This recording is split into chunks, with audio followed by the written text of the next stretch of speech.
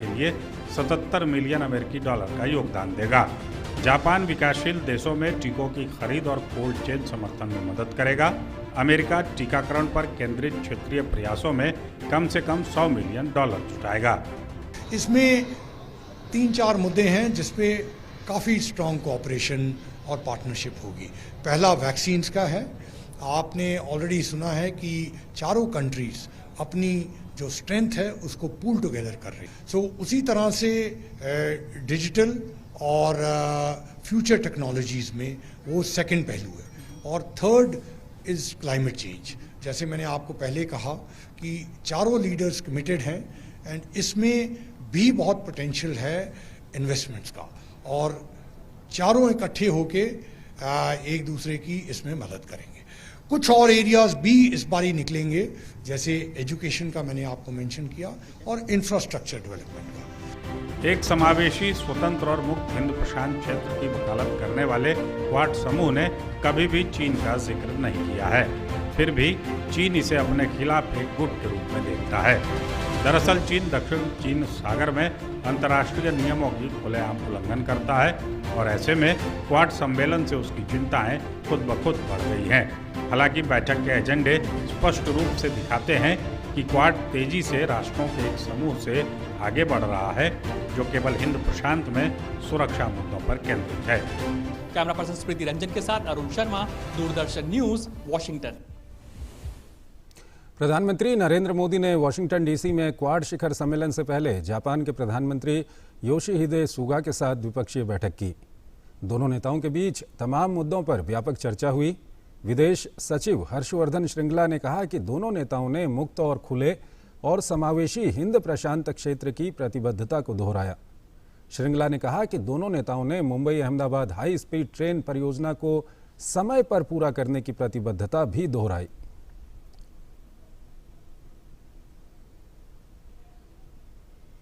The two prime ministers discussed exchange views on recent global developments, including Afghanistan. They also reaffirmed their commitment towards the free, open, inclusive Indo-Pacific region. They agreed to enhance bilateral security and defense cooperation, including in the areas of defense equipment and technologies.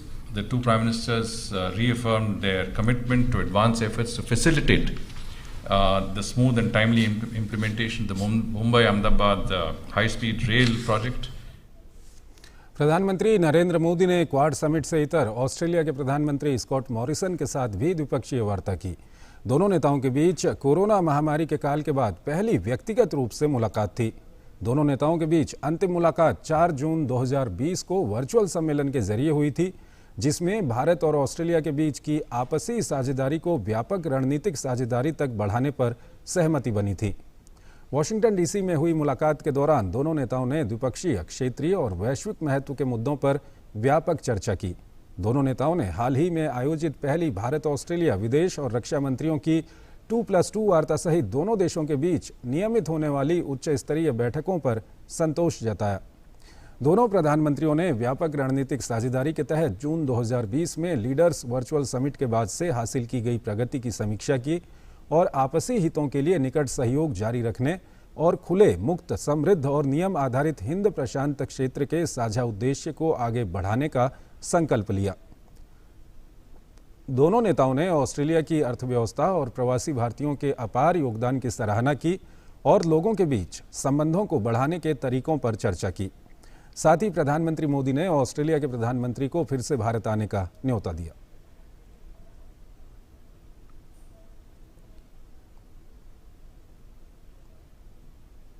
Prime Minister's meeting with Australian Prime Minister Scott Morrison was the first in-person meeting that the two leaders have held in the post-pandemic period.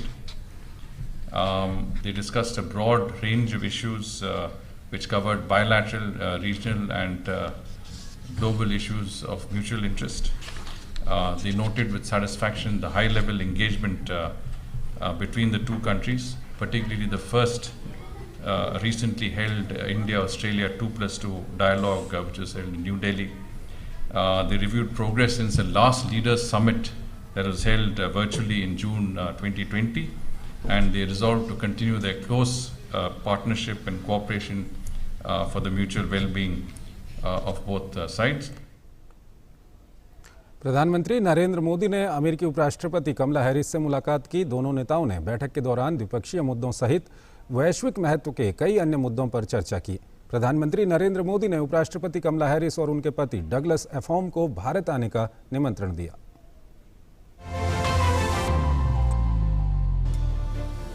गुरुवार को प्रधानमंत्री नरेंद्र मोदी की उपराष्ट्रपति कमला Harris के साथ महत्वपूर्ण मुलाकात हुई। इस मुलाकात में दोनों नेताओं ने न सिर्फ आपसी हितों के मुद्दों को लेकर चर्चा की, बल्कि क्षेत्रीय और वैश्विक मुद्दों पर भी चर्चा की और एक तरह से कह सकते हैं कि भारत अमेरिका संबंधों को गति देने के लिए दोनों मुल्क साथ मिलकर किस तरह से किन मोर्चों पर और भी तेज़ी से और भी पास आकर काम कर सकते हैं, उसको लेकर बातचीत हुई। प्रधानमंत्री मोदी ने ये कहा कि जो दुनिया का सबसे पुराना लोकतंत्र है और दुनिया का सबसे बड़ा लोकतंत्र है, उसके बीच काफ़ी समानताएं हैं। सबसे बड़ी और सबसे पुरानी डेमोक्रेसीज के रूप में भारत और अमेरिका नेचुरल पार्टनर है और हमारा तालमेल और सहयोग भी निरंतर बढ़ता जा रहा है। कोविड हो, क्लाइमेट हो या फिर क्वाड, सभी पर अमेरिका ने बहुत ही महत्वपूर्ण इनिशिएटिव लिए हैं। उपराष्ट्रपति ने यह भी कहा कि लोकतंत्र पर जो खतरे दिखाई दे रहे हैं, लोकतांत्रिक मूल्यों की रक्षा के लिए भारत और अमेरिका को और भी ज़्यादा मिलकर काम करने की ज़रूरत है। उन्होंने कहा कि जब भी भारत और अमेरिका करीब आए हैं, साथ मिलकर काम उन्होंने किया है, तो इससे एक तरह से विश्व कल्याण को बढ़ावा मिला है। As democracies around the world are under threat, it is imperative that we defend democratic principles and institutions within our respective countries and around the world.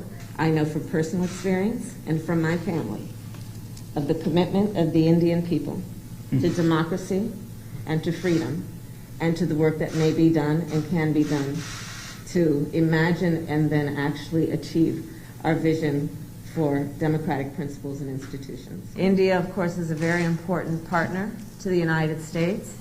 Throughout our history, our nations have worked together, have stood together to make our world a safer and stronger world, be it COVID-19, the climate crisis, and the importance of our shared belief in a free and open Indo-Pacific region.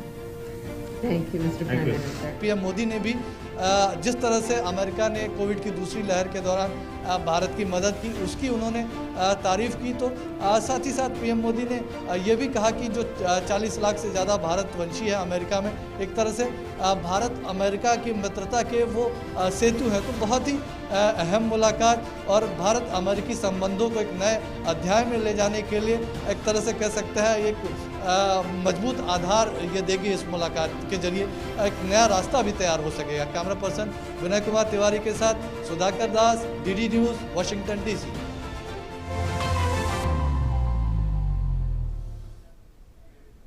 और यहाँ पर एक छोटा सा break लेते हैं।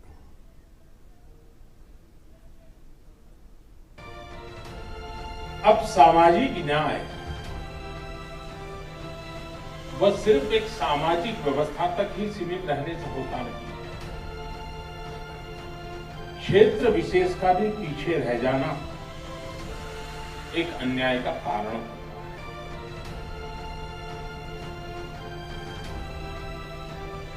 कोई गांव पीछे रह जाए तो वो सिर्फ एक गांव, एक एंटिटी के रूप में पीछे ऐसा नहीं। इसलिए 115 जिले, उसका विकास उस बाबा साहब आंबेडकर की सामाजिक न्याय की प्रतिबद्धता का भी एक बहुत बड़ा एक सिस्टमेटिक सॉल्यूशन प्राप्त करने का प्रयास का हिस्सा बनेगा। भारत और अमेरिका के बीच व्यापारिक संभावनाओं को विस्तार देने के मकसद से प्रधानमंत्री नरेंद्र मोदी ने अमेरिका के 5 शीर्ष कंपनियों के सीईओ से मुलाकात की है। Qualcomm, adobe, first solar, general Atomics और ब्लैकस्टोन के सीईओ से आज प्रधानमंत्री ने मुलाकात की। ये रिपोर्ट देखते हैं।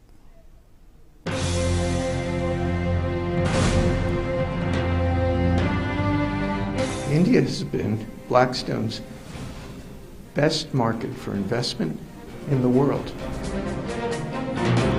Great place for invest. Thanks to his leadership that there has been so many policy reforms in the last several years.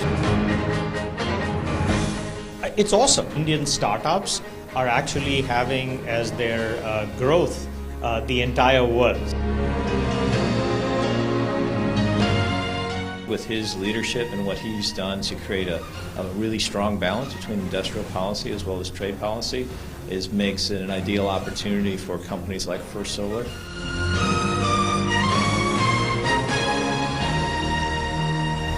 Bharat America के बीच कारोबारी संभावनाओं को विकसित करने के लिए प्रधानमंत्री नरेंद्र मोदी ने वाशिंगटन डीसी में 5 दिग्गज अमेरिकी कंपनियों के मुख्य कार्यकारी अधिकारियों से मुलाकात की।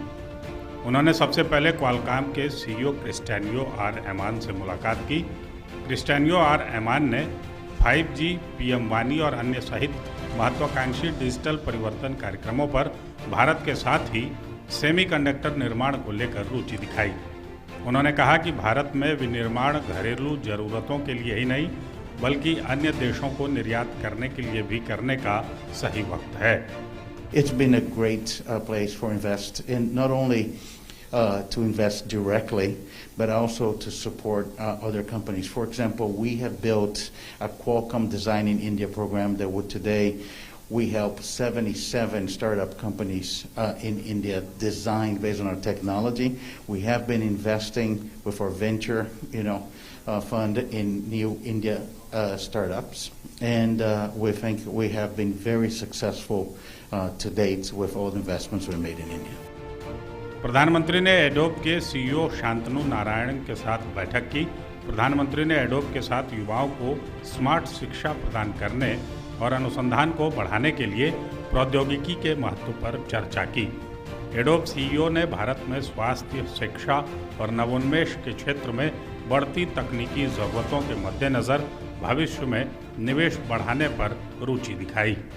As an Indian American, I mean, what could be more inspiring or a matter of pride than seeing what the Prime Minister is doing to really encourage startups, to really encourage investment in India. So, a huge supporter and fan of what the Prime Minister is doing. PM Modi ने first solar के CEO mark Widmer से भी मुलाकात की। ये company solar panel बनाती है। प्रधानमंत्री ने बताया कि भारत का लक्ष्य 450 गीगावाट नवीकरणीय ऊर्जा उत्पादन करने का है। साथ ही भारत में चल रही प्रोडक्शन लिंक्ड स्कीम का फायदा नवीकरणीय ऊर्जा क्षेत्र उठा सकता है। मार्क विडवर ने भारत की जलवायु परिवर्तन नीति की सराहना की।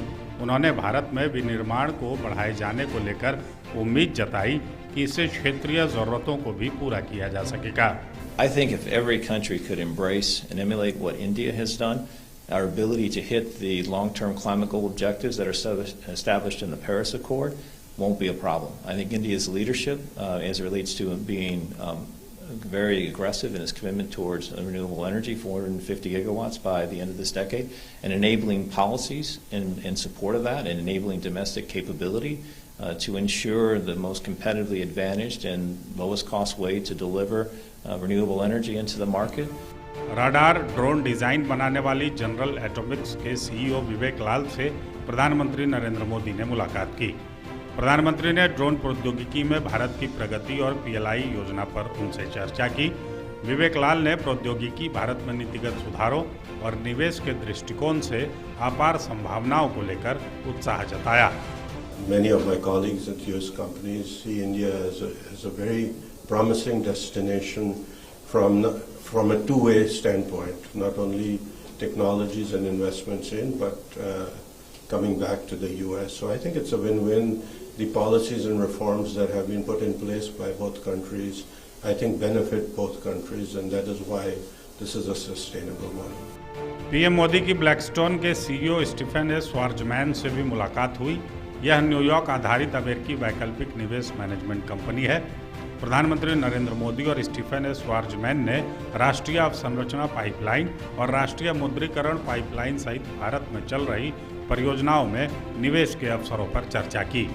This is a very friendly government for outsiders like ourselves to be dealing with. They're very smart, they're very reform-oriented, they're objective. What can be done? How quickly can it be done? How sensible is it? Is it a benefit to India and benefit to outsiders? So I would give them an extremely high grade as being good partners for people who'd like to bring capital into the country to create jobs. Bharat में चल रहे आर्थिक सुधारों की प्रक्रिया, विनिर्माण क्षेत्र का बढ़ता दायरा, ईज ऑफ बिजनेस की रैंकिंग में 2014 से लगातार सुधार और व्यापार निवेश के लिए एकल विंडो सिस्टम के चलते निवेशकों के लिए काफ़ी आसानी हुई है। ऐसे में भारत का लक्ष्य एक कृषि सहित स्वास्थ्य, तकनीक, अनुसंधान, रक्षा क्षेत्र में निवेश आकर्षित कर रोजगार का सृजन करना और आत्मनिर्भर बनना है। अमेरिकी कंपनियों के सीईओ और प्रमुखों से प्रधानमंत्री की मुलाकात इसी दिशा में एक कदम है। वाशिंगटन डीसी से सुधाकर दास और अरुण शर्मा के साथ bureau report, DD news. America की शीर्ष कंपनियों के सीईओ से मुलाकात पर प्रधानमंत्री नरेंद्र मोदी ने ट्वीट किया। प्रधानमंत्री ने ट्वीट में लिखा कि भारत में निवेश पर शीर्ष सीईओ और व्यापारिक नेताओं के साथ व्यापक चर्चा हुई। वो भारत के सुधार पथ की सराहना कर रहे थे। भारत और अमेरिका के बीच घनिष्ठ आर्थिक संबंधों से हमारे राष्ट्रों के लोगों को लाभ होता है। न्यूयॉर्क में भारत अमेरिका के द्विपक्षीय संबंधों, क्वाड देशों और संयुक्त राष्ट्र महासभा की बैठक को लेकर हमारे संवाददाता ने न्यूयॉर्क विश्वविद्यालय के सेंटर फॉर ग्लोबल अफेयर्स में प्रोफेसर और यूएन मामलों के विशेषज्ञ डॉक्टर वाहेगुरु पाल सिंह सिद्धू से खास बातचीत की। न्यूयॉर्क यूनिवर्सिटी के प्रोफेसर और यूएन मामलों के विशेषज्ञ वाहेगुरु पाल सिंह सिद्धू साहब इस समय हमारे साथ हैं। भारत और अमेरिका के रिश्ते किस तरीके से आगे बढ़ रहे हैं, उसके क्या मायने रहेंगे, इस पर खुद हम उनसे बात करेंगे। दोनों देशों का एक दूसरे के साथ ज़रूरीपन जो है और भी बढ़ गया है। बहुत ज़रूरी है इन दोनों देशों को इकट्ठे काम करने के लिए चार पहलू में। एक तो है विकास, दूसरा है डिफेंस, तीसरा डियास्पोरा और चौथा जो है वो है राजनीति, डिप्लोमेसी। और चारों में अगर आप देखें तो दोनों देशों ने बहुत ही आगे ये बढ़ता चला है। ये दूसरी बार एक ही साल में क्वाड की मीटिंग हो रही है। और किसी भी आप अलायंस का देखें, अमेरिका का, नेटो का देख लें या दूसरा G7 का भी देखें, 2 मीटिंग्स नहीं हुई हैं एक साल में। तो इसका मतलब है कि राष्ट्रपति बाइडेन को क्वाड और इंडो पैसिफिक की बहुत ही अहमियत है। क्वाड में ऑस्ट्रेलिया, जापान, इंडिया और अमेरिका साथ मिलकर आए, तो इस क्षेत्र के लिए कितना जरूरी था और क्या प्रभाव पड़ेगा? इस ऑर्गेनाइजेशन का खासकर महत्व चीन के बरसपत ये है कि चीन को अपने जो संदेश, ये अपना जो रूल्स हैं उसको फॉलो करें, मतलब उनके साथ रहें। ये ज़रूरी, ये अहमियत है क्वाड के लिए, पहली बात। और अगर चीन नहीं उनको मानता है तो फिर दूसरे तरीके से उसको मैनेज करने के लिए क्वाड की ज़रूरत भी है, पहली बात। दूसरा, क्वाड का विकास के साथ भी रिलेटेड है। तो क्वाड के ये काफ़ी मतलब मल्टीफेरियस अप्रोचेस कह सकते हैं। अच्छा, अमेरिका के साथ द्विपक्षीय वार्ता भी होगी, खुद उपराष्ट्रपति से मुलाकात हुई है और राष्ट्रपति से भी प्रधानमंत्री मिलने वाले हैं। तो ये जो दोनों ही लीडरों के साथ मुलाकात, क्या आपको लगता है कि ये संबंधों को कहीं और लेके जाएगी? तमाम इश्यूज होंगे जिन पर चर्चा जरूर होगी। ये पहली बार राष्ट्रपति बाइडेन को मिल रहे हैं। पहले उनको उपराष्ट्रपति के दरमियान मिले हैं, लेकिन इसमें डायनामिक्स और हैं। अफगानिस्तान से जो अमेरिका ने अभी विड्रॉ किया है, तो उसके भी दिक्कतें होंगी भारत को। तीसरा, विकास की तरफ बहुत इनका सहयोग रहेगा और उसमें भी ये देखेंगे कि कैसे इनको बढ़ोतरी करनी है, खासकर क्लाइमेट चेंज। कौन कौन से मुद्दे हैं जो टच कर सकते हैं प्रधानमंत्री यूएन? सबसे पहले है क्लाइमेट चेंज, दूसरा कोविड, ये भी बहुत ही अहमियत रखता है सबके लिए। उसके साथ तीसरा आतंकवाद तो रहता ही है, वो भी ज़रूरी है। तो ये थे हमारे साथ प्रोफेसर वाहिगुरु जी, जिनका ये कहना है कि प्रधानमंत्री की यात्रा कई महीनों में अलग होगी, न केवल निवेश को लेकर बल्कि भारत और अमेरिका के जो संबंध है उनको भी एक नई ऊंचाई मिलेगी। कैमरामैन सौरभ के साथ Neeraj Singh, DD news, New York. वहीं संयुक्त राष्ट्र महासभा में प्रधानमंत्री नरेंद्र मोदी के संबोधन से पहले न्यूयॉर्क स्थित यूएन बिल्डिंग के चारों तरफ सुरक्षा के इंतजाम का जायजा लिया हमारे संवाददाता नीरज सिंह ने। 25 सितंबर को प्रधानमंत्री न्यूयॉर्क पहुंच रहे हैं और न्यूयॉर्क में यूएनजीए को संबोधित करेंगे, लेकिन उससे पहले ही न्यूयॉर्क में सुरक्षा व्यवस्था को बेहद कड़ा किया गया है। आप अगर मेरे पीछे हमारे कैमरामैन जयशंकर आपको दिखाएं तो यहाँ पर न्यूयॉर्क पुलिस के जो जवान हैं वो हर जगह तैनात किए गए हैं। ट्रैफिक को भी कह सकते हैं कि कई जगह पर बाधित किया गया है, कई जगह पर डाइवर्ट किया है, ताकि जब यहाँ पर वीवीआईपी पहुँचे तो उन्हें किसी तरह की परेशानी ना हो, उनके मूवमेंट में कोई भी दिक्कत ना आए। उसको लेकर न्यूयॉर्क पुलिस के जो लोग हैं, न्यूयॉर्क जो ट्रैफिक पुलिस है वो मैदान में मौजूद है। दिन रात 24 घंटे लगातार यहाँ पर सुरक्षा के बेहद पुख्ता जो इंतजाम हैं उन पर चौकसी बरती जा रही है। अगर कैमरामैन इन दृश्यों को दिखाएं तो सामने यूएन बिल्डिंग है और उसके आगे ये जो रोड है, जिसे हम कहते हैं 43 स्ट्रीट, ये सीधी जो रोड है वो यूएन की तरफ जाती है। और यहाँ पर भी अगर आप देखें तो जो न्यूयॉर्क पुलिस के जो लोग हैं वो यहाँ पर मौजूद हैं। इसके साथ साथ ही सीक्रेट सर्विस के भी जो लोग हैं वो जगह जगह पर तैनात हैं, ताकि जब यहाँ पर वीवीआईपी पहुँचे तो किसी भी तरह की परेशानी ना हो, किसी भी तरह की गड़बड़ी ना हो। और इसका पूरा इंतजाम न्यूयॉर्क पुलिस ने यहाँ पर अपने कंधों पर उठा रखा है। कैमरामैन जयशंकर के साथ Neeraj Singh, DD news, New York. 11 सितंबर 2001 को अमेरिका के इतिहास के सबसे बड़े आतंकी हमले के तौर पर उसको देखा जाता है। विभिन्न देशों के कई नेता 9/11 स्मारक जाकर अपनी श्रद्धांजलि अर्पित कर रहे हैं। प्रधानमंत्री नरेंद्र मोदी भी न्यूयॉर्क में होंगे, जहां वो संयुक्त राष्ट्र महासभा के 76वें सत्र को संबोधित करेंगे। आतंकवाद का मुद्दा भारत हर बार संयुक्त राष्ट्र में उठाता रहा है और संयुक्त राष्ट्र महासभा की इस बैठक में भी आतंकवाद के मुद्दे पर चर्चा होने की उम्मीद है। देखिए हमारे संवाददाता की 9/11 स्मारक से ये खास रिपोर्ट। आज से 20 साल पहले सितंबर का ही महीना था। 9/11 की घटना ने पूरी दुनिया को बदल कर रख दिया था। ये एक ऐसी घटना थी अमेरिका के अंदर जब आतंकवादियों ने वर्ल्ड ट्रेड सेंटर को ताश के पत्ते की तरह उड़ा दिया था और उस हमले में 3000 के करीब लोग मरे थे, जिनमें कई भारतीय थे। इस समय यूएनजीए का सम्मेलन भी चल रहा है और आतंकवाद उसमें एक बड़ा मुद्दा होगा। 25 सितंबर को प्रधानमंत्री नरेंद्र मोदी जब यूएनजीए को संबोधित करेंगे तो उसमें आतंकवाद पर भी बात रख सकते हैं, आतंकवाद को लेकर भी वो संबोधन कर सकते हैं। आतंकवाद आज इसलिए भी जरूरी है कि आतंकवाद को लेकर भारत लगातार ये कहता रहा है कि आतंकवाद आने वाले समय में दुनिया के लिए एक बड़ा खतरा है।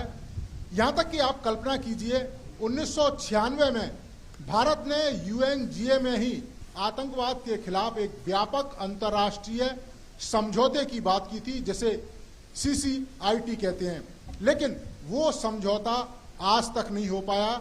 हालांकि जो मसौदा बना था वो मसौदा जरूर यूएनजीए ने स्वीकार कर लिया था, लेकिन उस मसौदे को अभी तक स्वीकृति नहीं मिली है, क्योंकि कई सारे लोग आतंकवाद की परिभाषा पर एकजुट नहीं हो पाए। और आज इसलिए जरूरी है क्योंकि हम उस जगह पर खड़े हैं जब अमेरिका ने सबसे बड़ा आतंकी हमला झेला था, जिसमें हजारों लोगों की जान चली गई थी। और ऐसे आतंकवादी हमले भारत दशकों से झेल रहा है और यही कारण है कि भारत यूएनजीए के हर सम्मेलन में इस बात का जिक्र करता रहा है कि आतंकवाद पर व्यापक सहमति होनी चाहिए अंतर्राष्ट्रीय स्तर पर, क्योंकि आतंकवाद आज दुनिया के लिए बड़ा खतरा बन चुका है। भारत ने पहले ही स्पष्ट कर दिया है कि आतंकवाद ना तो अच्छा हो सकता है ना बुरा हो सकता है। आतंकवाद सिर्फ आतंकवाद है जो निर्दोष लोगों की जान लेता है। सितंबर का ही वो महीना था जब अमेरिका ने आतंकवाद का दंश झेला था और सितंबर में 9/11 की जो हमला हुई थी उसमें पूरी दुनिया चकित रह गई थी इस हमले को देखकर। तो आज भी आतंकवाद के खिलाफ एक व्यापक अंतर्राष्ट्रीय सहमति बनाने की जरूरत है और 25 सितंबर को प्रधानमंत्री नरेंद्र मोदी इस आतंकवाद पर लेकर चर्चा जरूर कर सकते हैं। कैमरामैन सौरभ के साथ Neeraj Singh, DD news, New York. एक छोटा सा ब्रेक लेते हैं यहाँ पर। मुझे विश्वास है देश आगे बढ़े, देश प्रगति करे, देश बदले, देश के सामान्य मानवी की जिंदगी बदले, लेकिन उसकी शुरुआत कहीं न कहीं छोटी इकाई के परिवर्तन से होती है। उन सबकी क्यूमुलेटिव इफेक्ट होती है जो देश बदलता हुआ दिखता है। आइए आगे बढ़ते हैं। राष्ट्रपति रामनाथ कोविंद ने वीडियो कॉन्फ्रेंसिंग के जरिए राष्ट्रीय सेवा योजना पुरस्कार 2019-2020 कार्यक्रम में पुरस्कार विजेताओं को सम्मानित किया। वर्ष 2019-2020 के लिए राष्ट्रीय सेवा योजना पुरस्कार 3 अलग अलग श्रेणियों विश्वविद्यालय, +2 परिषद, एनएसएस इकाइयां एवं उनके कार्यक्रम अधिकारी और एनएसएस स्वयंसेवक में दिए गए। इन श्रेणियों में 42 पुरस्कार दिए गए। इस कार्यक्रम में केंद्रीय मंत्री अनुराग ठाकुर और निशित प्रामाणिक ने भी हिस्सा लिया। पुरस्कार वितरित करने के बाद अपने संबोधन में राष्ट्रपति रामनाथ कोविंद ने युवा शक्ति को सामाजिक परिवर्तन का ध्वजवाहक बताया। मैं एनएसएस को इसीलिए एक दूरदर्शितापूर्ण योजना मानता हूं कि इसके माध्यम से स्कूल और कॉलेज में शिक्षा प्राप्त करने वाले विद्यार्थियों को समाज और देश की सेवा से जुड़ने का अवसर जीवन के आरंभ में ही प्राप्त हो जाता है। युवा शक्ति का समुचित मार्गदर्शन करने वाली इस महत्वपूर्ण योजना का सफलतापूर्वक संचालन करने के लिए मैं युवा मामले और खेल मंत्री श्री अनुराग सिंह ठाकुर और उनकी पूरी टीम को साधुवाद देता हूं। इस मौके पर राष्ट्रपति ने कहा कि जिस समाज में बेटियों को जीवन के हर क्षेत्र में उनकी चाहत, क्षमता और संभावना के अनुसार आगे बढ़ने के अवसर प्राप्त होते हैं, वो ही समाज प्रगतिशील होता है। उन्होंने कहा कि मुझे ये देखकर विशेष प्रसन्नता हुई कि समारोह में प्रदान किए गए 42 पुरस्कारों में से 14 पुरस्कार बेटियों ने प्राप्त किए। मेरा सदैव यह विश्वास रहा है कि जिस समाज में बेटियों को जीवन के हर क्षेत्र में उनकी अपनी चाहत, क्षमता और संभावना के अनुसार आगे बढ़ने के अवसर प्राप्त होते हैं, वही समाज प्रगतिशील होता है, वही देश भी महान होता है। जहां ऐसी सोच को हर प्रकार से प्रोत्साहित किया जाता है। आज मुझे यह देखकर विशेष प्रसन्नता हुई कि समारोह में प्रदान किए गए 42 पुरस्कारों में से 14 पुरस्कार हमारी बेटियों ने प्राप्त किए हैं। देश के विभिन्न भागों में मनाए जा रहे आज़ादी के अमृत महोत्सव पर प्रसन्नता जाहिर करते हुए राष्ट्रपति ने कहा कि इस कार्यक्रम के क्रियान्वयन में एनएसएस की भूमिका सराहनीय है। देश के विभिन्न भागों में आज़ादी के 75वें वर्ष को आज़ादी का अमृत महोत्सव के रूप में मनाया जा रहा है। मुझे यह जानकर प्रसन्नता हुई कि भारतीय स्वतंत्रता आंदोलन पर वेबिनार, स्वतंत्रता सेनानियों के योगदान पर संगोष्ठी के साथ साथ वृक्षारोपण, रक्तदान और श्रमदान जैसे कार्यक्रमों में एनएसएस स्वयंसेवक अपना योगदान दे रहे हैं। हमारे स्वाधीनता संग्राम के बारे में और इस संग्राम में असाधारण योगदान करने वाले सेनानियों के आदर्शों के बारे में जागरूकता का प्रसार करना भी राष्ट्र सेवा का काम है। इस मौके पर केंद्रीय युवा कार्यक्रम और खेल मंत्री अनुराग ठाकुर ने युवाओं को देश का भविष्य बताया। उन्होंने कहा कि जब देश कोविड-19 महामारी से जूझ रहा है, ऐसे में राष्ट्रीय सेवा योजना के स्वयंसेवकों ने सामुदायिक सेवाओं में आगे बढ़कर काम किया। युवा देश का भविष्य है और इस समय जब देश कोविड महामारी से जूझ रहा है, मुझे जानकर प्रसन्नता हो रही है कि पूरे देश में राष्ट्रीय सेवा योजना स्वयंसेवकों ने सामुदायिक सेवाओं के लिए पूरे मन से काम किया है और जब भी देश के ऊपर कोई राष्ट्रीय संकट होता है तो राष्ट्रीय सेवा योजना के हमारे स्वयंसेवक हमेशा आगे आकर भारत में कोरोना टीकाकरण अभियान तीव्र गति से चल रहा है। देश में अब तक 84,15,18,026 कोविड रोधी टीके लगाए जा चुके हैं। केंद्रीय स्वास्थ्य मंत्रालय ने बताया कि कल 72,20,000 से अधिक टीके लगाए गए। इस अभियान के तहत सरकार राज्यों और केंद्र शासित प्रदेशों को निःशुल्क कोविड वैक्सीन उपलब्ध कराकर उनकी सहायता कर रही है। केंद्रीय मंत्री आर.के. सिंह ने राज्यों के ऊर्जा मंत्रियों के साथ वर्चुअल बैठकें की। इसमें नेटवर्क सुदृढ़ीकरण, आधुनिकीकरण और वितरण योजना पर विशेष रूप से चर्चा की गई। पेश है हमारे संवाददाता गिरीश निशाना की ये खास रिपोर्ट। केंद्रीय विद्युत और नवीन एवं नवीकरणीय ऊर्जा मंत्री आर.के. सिंह ने 4 अलग अलग सत्रों में वीडियो कॉन्फ्रेंसिंग के जरिए राज्यों के ऊर्जा मंत्रियों के साथ बैठक की, जिसकी जानकारी देते हुए केंद्रीय मंत्री आर.के. सिंह ने बताया कि नेटवर्क सुदृढ़ीकरण और आधुनिकीकरण, वितरण योजना और नए सुधारों पर इसमें चर्चा की गई। उन्होंने बताया कि बिजली की बढ़ती मांग के कारण वितरण ढांचे को मजबूत और आधुनिक बनाना जरूरी हो गया है। कोरोना के पहले, अगस्त 19 में कोरोना आने के पहले हमारा खपत था 106 बिलियन यूनिट, यानी कि एक महीने में 18 बिलियन यूनिट हमारा खपत बढ़ गया। अभी बढ़ रहा, 22% बढ़ा, अभी बढ़ ही रहा। तो हमारा डिमांड अभी और बढ़ेगा। इसलिए बढ़ेगा क्योंकि हमारी अर्थव्यवस्था मजबूत हो रही है और तेजी से बढ़ रही है, और इतना 2,82,00,000 घरों को हमने जोड़ा है, तो उससे भी डिमांड बढ़ रहा है। डिमांड और बढ़ेगा।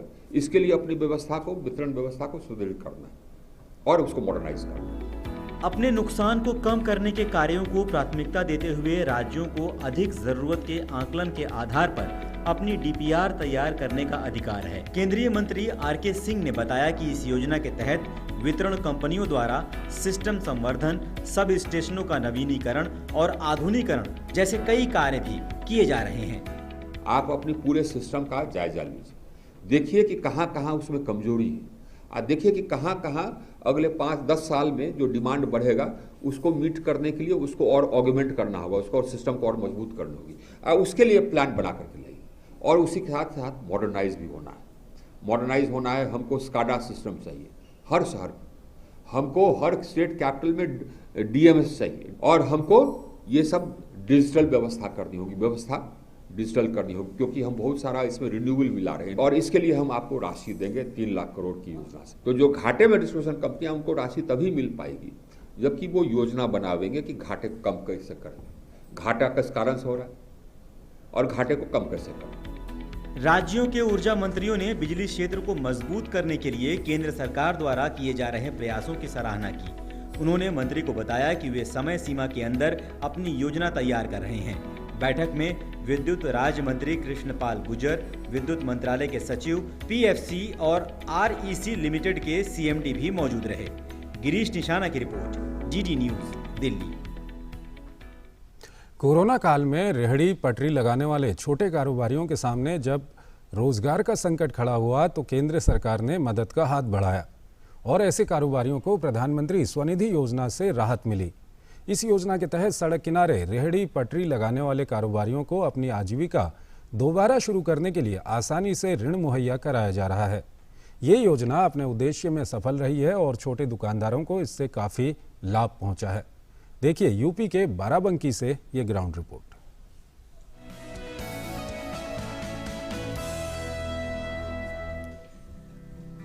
यूपी के बाराबंकी में अपनी छोटी सी दुकान के जरिए राजेश जायसवाल अपनी आजीविका चला रहे थे। जिंदगी अच्छी तरह से चल रही थी, लेकिन अचानक आए कोरोना संकट ने राजेश से उनका रोजगार छीन लिया।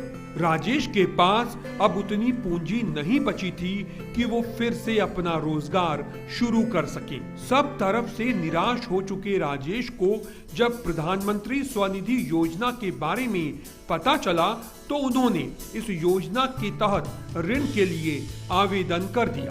राजेश को कोरोना संकट काल में पीएम स्वनिधि योजना का सहारा मिला और उनका रोजगार दोबारा शुरू हो गया। हम एक छोटी सी दुकान, पान की दुकान किए थे, तो दुकान हमारी पहले बढ़िया चल रही थी, लेकिन बीच में जब लॉकडाउन लगा, लॉकडाउन में हमारा दुकान का काम सही चल नहीं पाया, दुकान एकदम बेकार हो गई थी। समझ नहीं आता कैसे हम काम करें। तो अपनी दुकान पे थे, एक भैया आए तो अपना 10,000 लोन के बारे में बताया, पीएम स्वनिधि के बारे में। तो हम गए पीएम स्वनिधि के बारे में 10,000 का लोन अप्लाई कराएं और हमें बैंक से 10,000 का लोन मिल गया मुझे, और मैं ये पैसा अपनी दुकान में फिर लगाया और मेरी दुकान फिर से अच्छी चलने लगी। बाराबंकी के राजेश जायसवाल अकेली ऐसे दुकानदार नहीं है। राजेश जैसे ही लाखों छोटे कारोबारियों की भी यही कहानी है। लॉकडाउन में मेरा कारोबार बहुत ही ठप हो गया था, जिसके कारण मुझे बहुत ही नुकसान हुआ। मोदी जी की स्कीम जो है स्वनिधि योजना के अंतर्गत मुझे नगर पालिका द्वारा सूचित किया गया कि आप ये 10,000 वाला लोन के लिए अप्लाई कीजिए, आपका रोज जो भी काम का नुकसान हुआ है वो उसके लिए आपको लाभ मिलेगा।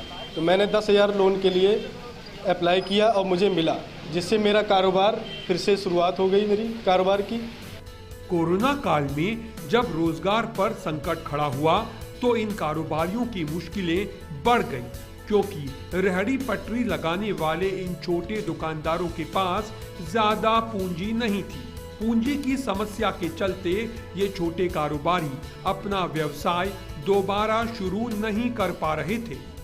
ये बहुत महत्वपूर्ण योजना है और ऐसे व्यवसायियों के लिए जिनके पास छोटा रोजगार है और उन्हें छोटे पूंजी की आवश्यकता होती है, वो पूंजी उन्हें मिल जाएगी, जिससे वो फिर से वो अपना रोजगार प्रारंभ कर सकेंगे।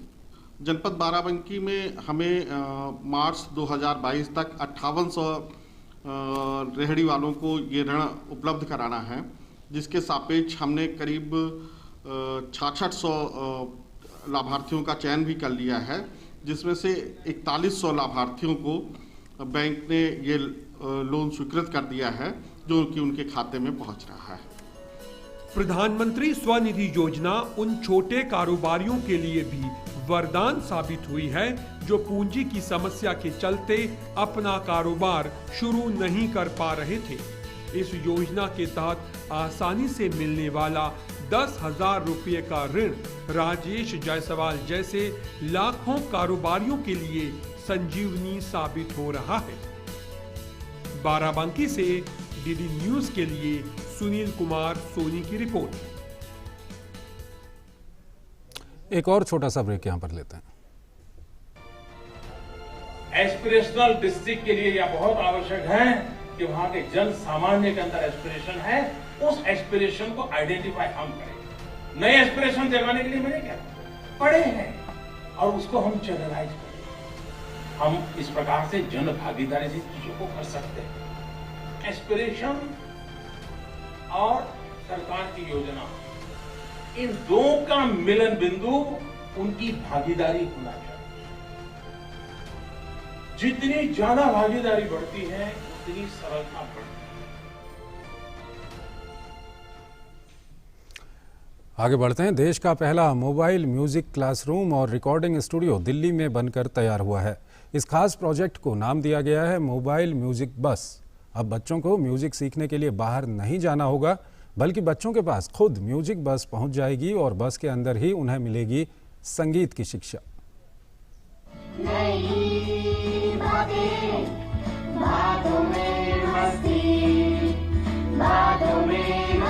यानी बच्चों को म्यूजिक सीखने के लिए अब बाहर जाने की जरूरत नहीं होगी।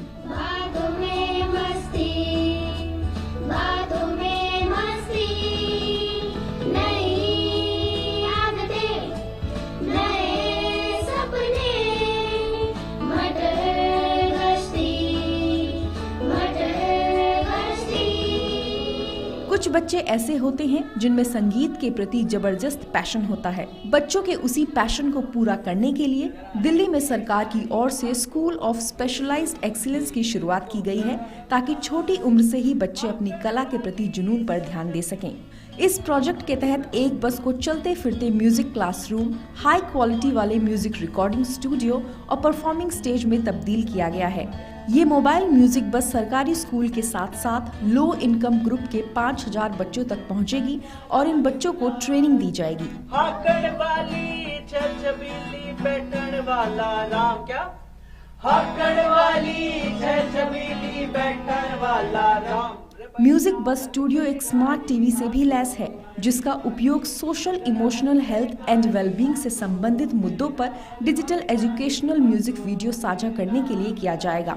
स्टूडियो बिजली के बिना भी कम से कम 8 घंटे तक बिना रुके चलने के लिए पर्याप्त पावर बैकअप से लैस है। हम लोग खान मार्केट में एक एनजीओ मंजिल, वहाँ पर जाया करते थे म्यूज़िक सीखने, और हमें म्यूज़िक मिल गया। बट हम सिर्फ दिल्ली प्रदेश में बात करें तो बहुत सारे बच्चों को वो नहीं मिल रहा है। तो हमने ये सोचा कि क्यों ना एक बस ऐसी बनाई जाए जो हर बच्चे तक पहुँचे और उनको वो वर्ल्ड क्लास म्यूज़िक सिखा पाए जो हर आज की डेट में प्राइवेट स्कूल में बच्चा सीख रहा है। ऑडियो और फिल्म मेकिंग में छात्रों को भविष्य का म्यूजिशियन बनाने के लिए ट्रेनिंग की सख्त जरूरत होती है। इसी मकसद को पूरा करने के लिए रिकॉर्डिंग स्टूडियो के साथ म्यूजिक बस लॉन्च की गई है। दिल्ली के बच्चे इस बात से बेहद खुश हैं कि अब उन्हें कहीं और जाने की जरूरत नहीं है, बल्कि म्यूजिक बस अब खुद उनके पास आती है। म्यूजिक में मिनिमम 1 ईयर से सीख रही हूँ, और लेकिन म्यूजिक बस में मेरा सेकंड डे है। पहले ये होता था कि यहाँ आना पड़ता था, लेकिन अब म्यूजिक बस खुद ही हमारे घर तक पहुँच सकती है। पहले उन्हें हमें मतलब गिटार पे बजाया, उसके बाद उन्हें हमसे भी सुना, धीरे धीरे दीदी भैया ने सिखा दिया। ये म्यूजिक बस बच्चों के पास पहुंचेगी और कला के प्रति उनके जुनून की पहचान की जाएगी। इसके बाद उन बच्चों के पैशन को आगे बढ़ाने का काम स्कूल ऑफ स्पेशलाइज्ड एक्सीलेंस में किया जाएगा, ताकि बच्चों की प्रतिभा को पूरे देश में पहचान मिल सके। Bureau report, DD news.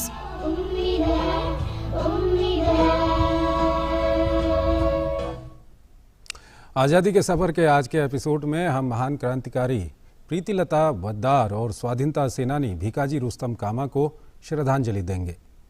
इनकी प्रतिबद्धता और जीवन धैर्य राष्ट्र प्रेम की मिसाल है। ये रिपोर्ट देखिए।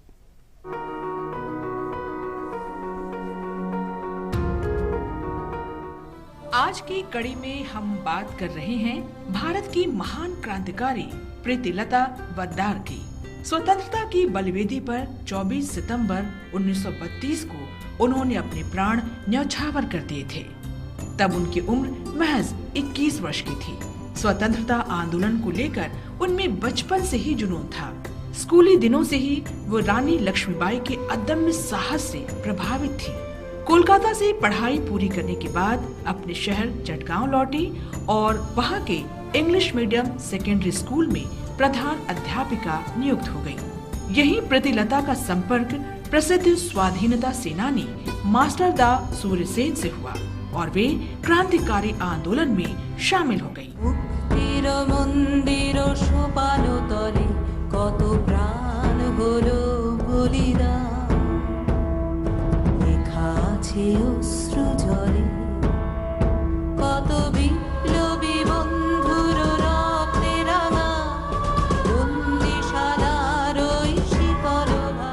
प्रीतिलता मानती थी कि अंग्रेजों के साथ सशस्त्र संघर्ष में महिलाओं को भी भूमिका निभानी चाहिए।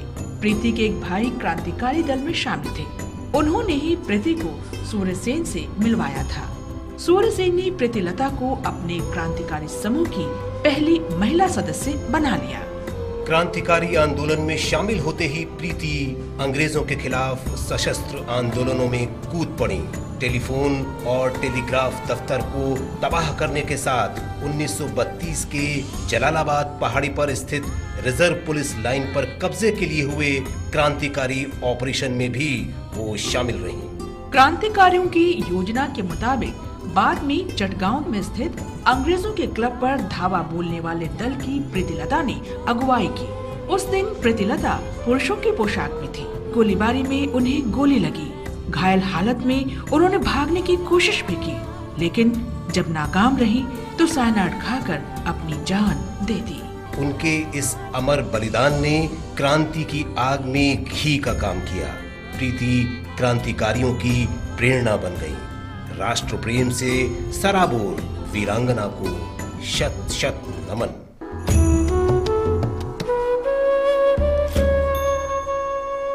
आज स्वाधीनता सेनानी भीकाजी रुस्तम कामा की जयंती भी है। मैडम कामा के नाम से लोकप्रिय भीकाजी का जन्म 24 सितंबर 1861 को मुंबई के एक पारसी परिवार में हुआ था। लंदन में उनकी मुलाकात राष्ट्रवादी श्यामजी कृष्ण वर्मा और दादा भाई नौरोजी से हुई। उनकी ही प्रेरणा से मैडम कामा भारतीय स्वाधीनता संघर्ष में जुट गईं। भीकाजी कामा ने 1905 में लंदन में इंडियन होम रूल सोसाइटी की स्थापना में सहायता की। बाद में वे पेरिस चली गईं और पेरिस इंडियन सोसाइटी की स्थापना में सहयोग दिया। विदेश में रहकर भारतीय आजादी के आंदोलन में शामिल कई लोगों के साथ मिलकर न सिर्फ क्रांतिकारी साहित्य लिखा, बल्कि उन्हें प्रकाशित करके लोगों तक पहुंचाने में महत्वपूर्ण भूमिका भी निभाई। भारतीय स्वाधीनता के लिए लगातार सक्रिय मैडम कामा ने स्टटगार्ड में संपन्न दूसरी सोशलिस्ट कांग्रेस में भी हिस्सा लिया। 22 अगस्त 1907 को इस सम्मेलन में उन्होंने मानवाधिकार और समानता के सवाल तो उठाए ही, ब्रिटिश शासन से भारत की आजादी की अपील भी की। कामा ने वहाँ एक झंडा भी फहराया, जिसे उन्होंने भारतीय स्वाधीनता का ध्वज कहा। बाद में उस झंडे को इंदुलाल याज्ञिक भारत लाई। इसे पुणे के मराठा और केसरी पुस्तकालय में रखा गया है। मैडम कामा के डिजाइन किए उस झंडे की ही बुनियाद पर भारतीय स्वाभिमान का प्रतीक मौजूदा ध्वज बनाया गया। स्वाधीनता के लिए मैडम कामा के संघर्ष और त्याग की विरासत को भारत ने सम्मान के साथ संजोया है। 26 जनवरी 1962 को डाक और तार विभाग ने उनके सम्मान और स्मृति में एक डाक टिकट जारी किया। मैडम कामा का जीवन, धैर्य, प्रतिबद्धता।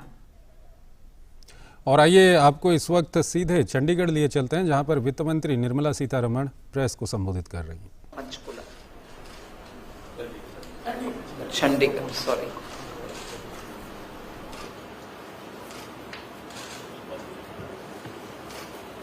Dhankar ji has explained as to why and in what context this is happening. Between September 17th and October 7th, all over the country, ministers in central government, ministers in some of the BJP ruled state governments, and also party workers are going around the country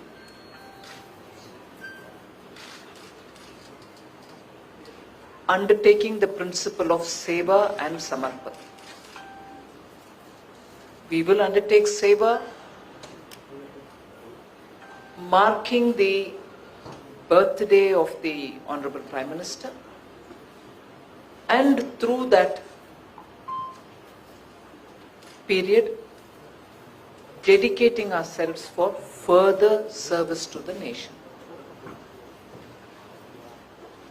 And in that context, I am here to talk about, in the last 7 years, what are the kind of steps we have taken for the economy that directly or indirectly Indian economy is getting stronger. And this is not an ordinary period.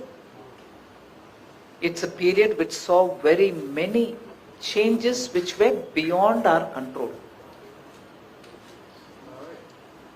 Particularly the corona pandemic, which now has lasted in some form or the other 1.5 years. But before that, I also want to recall that Prime Minister Modi completes 20 full years of serving the nation as an elected representative of the people in one or the other capacity. From the time he became the Chief Minister of Gujarat till today, where 7 years have gone as Prime Minister of this country, there is a consistent philosophy which governs our economic activities. एक philosophical root आधारित आर्थिक व्यवस्था में सुधार हो रही है। आर्थिक व्यवस्था में सबको मन में रखते हुए कार्यक्रम भी और स्कीम्स भी चला रहे।